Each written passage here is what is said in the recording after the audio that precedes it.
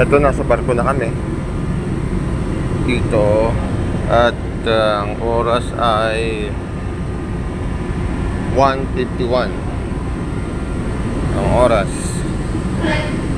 So yung mga crew dito natutulog, mga crew.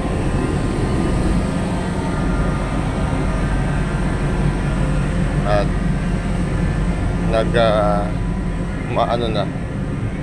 umaalis na. Ayan, umaalis na ang barko. Ayan, kada na. Nag-area na. Ito ang kapaligiran ng Katiklan. At ito ang barko na sinakyan namin. Medyo malaki-laki siya. Ay, si Oscar pala andito eh. Ayun oh. Si Lolo. Hindi pala Oscar siya. Si Lolo. Ayan oh. Laki din ng barko na to eh, no? Malaki. Ayan oh. Maalis na. Kalmado eh, no?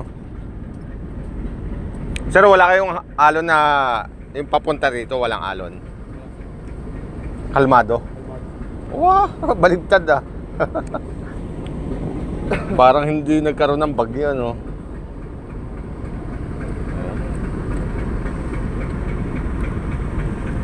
Yay! Nakarating din ang Iloilo. Ayan o.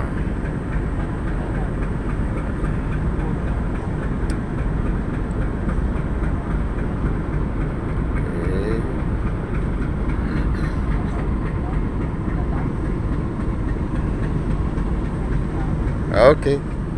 Baba tayo. Ayan ang chimney. Muffler yan. Yan ang muffler. Muffler yan? Muffler. Oscar? Muffler. Yun o. Muffler daw. Siguro yan. Bukas na uling maga tayo mag-update.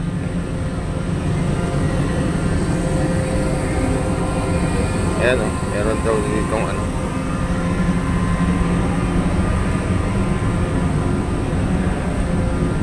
Wala talaga silang ano, yung parang gaya doon sa Bicol na mayroong mga ano, higa-higaan. Oo.